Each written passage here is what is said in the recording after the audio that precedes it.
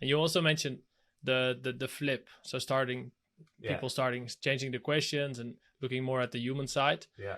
Well, what have you seen? What have you noticed? What have you seen that people helped making that flip, or how have you seen that development in people? What do you think helped them to make that flip? Um, so candidly, I think the fastest way it happens is when they're exposed to working with designers, and they've been exposed to the process of working with designers, the thinking that goes with it. When they start to see that it's not all about the ink part, the user interface part, the visual part, that we usually jump to data viz is what the first word that comes into mind when we think about design. So I think when that exposure has happened, that's a big part of it. Um, the place I usually like to try to start is to get empathy, get people exposed to this idea of empathy in the business context, which I think is sometimes a little bit foreign, but getting engineers and technical stakeholders exposed to real users actually trying to use these solutions in the wild. There's nothing better than that to create change. And it's the difference between looking at a study that said, we surveyed 150, finance operators, and they said the dashboard was useful. Yeah, that's self-reported behavior. You don't know what to change with it. What if it was 79%? Like, what would you change? That kind of feedback doesn't help us make any difference. But when we actually watch this salesperson or whoever, let's use something like a marketing analyst whose job is to run ad campaigns and spend the money smartly, right? And we're building a dashboard that's supposed to tell them about their ad spend or something like this. Watching that person do their job using this tooling that we built for them that's supposed to help them, seeing where they fail. Individual human beings monitored by a team of makers. And I'm going to call all of you designers, because there's no such thing as no design choice. So if you're putting out stuff into the world that other people are going to use, you are already a designer. You can't run from it because there's no nulls, no null choices, right? So the game is really about getting better at design, not to become a professional designer to get paid at it, but to make sure that your data stuff actually gets used. That's what the game is. And that's what I'm trying to do, is like just enough to get your great technical work used and relied upon. And so they say, Gilbert, that was effing awesome. Can you give me more? Can you help me with this? Now they're coming to you with more strategic stuff because they've seen the value of the work. And the way to get to that is to understand what's wrong with it. And by putting people, observing people trying to use our solutions, ideally at lower fidelity, earlier stages of the design, not at the end, not in Tableau with final data, not in Power BI, not in your app, way at the end when it's too late to do anything about the feedback we get, but earlier in the process. And when you see people struggling and saying, I don't know what this number means, I have no idea what a p-value is, like, I just want to know, should I spend more than $5 per click? Like, that's yes or no. Like, can this tell me? And you've shoveled pounds and pounds of evidence at them. No conclusion, no insight, just lots of evidence that they're supposed to then go make a decision about, should I spend $5 or not? That's my question here.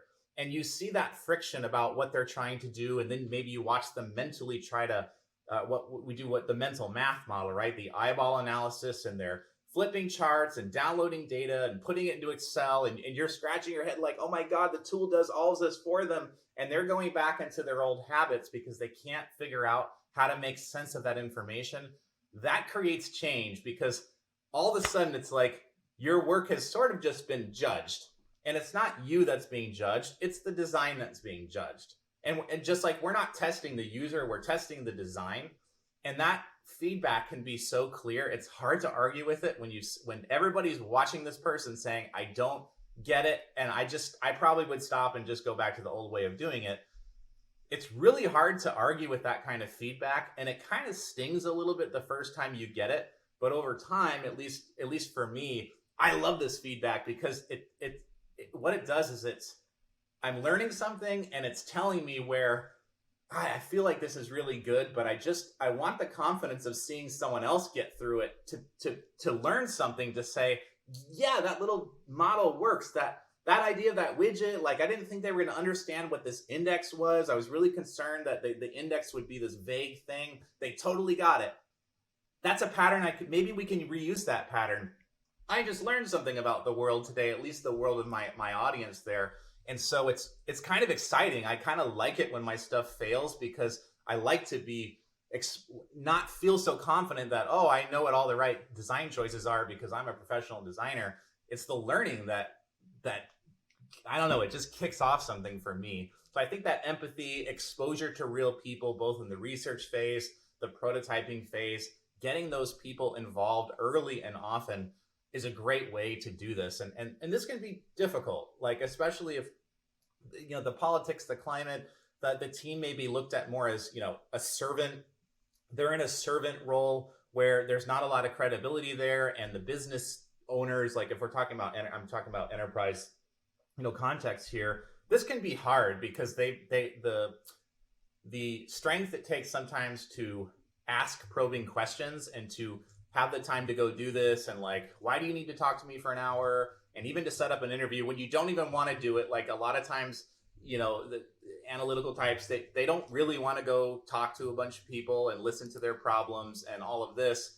Those people don't really, they're kind of like, is this worth my time? Like, I thought I already wrote a requirements document. Like, I already told you what the dashboard needs. Like, why do you need to talk to me? There's a lot of hurdles that you might have to cross to get this thing going. And I don't deny that can be difficult. But if you want to keep playing yesterday's scrimmage over and over again, fine. But there's a reason, and I saw in your training, I was looking at your training PDF, and you had these stats about high failure rates in data science and analytics projects. And it's like, to me, it's like, yep, that's the Manchester United Spain game or whatever, replaying all over again yesterday, again. And if you keep repeating the way you do stuff yesterday, you're going to get yesterday's results. So I'm saying for aspirational leaders who believe that creativity matters and that the human in the loop matters and that outcomes are what really matter in the business context, not outputs, not making the things, but making the change that comes as a result of the things that we made. If you're playing that game, that's who I want to help, because I don't know how to help the other people. I don't know how you keep creating outputs that nobody used and expect to get some new result. It's just not. You might get lucky occasionally, but you're not going to know what to recreate, right? So exactly. It's the outcomes that matter, not the outputs.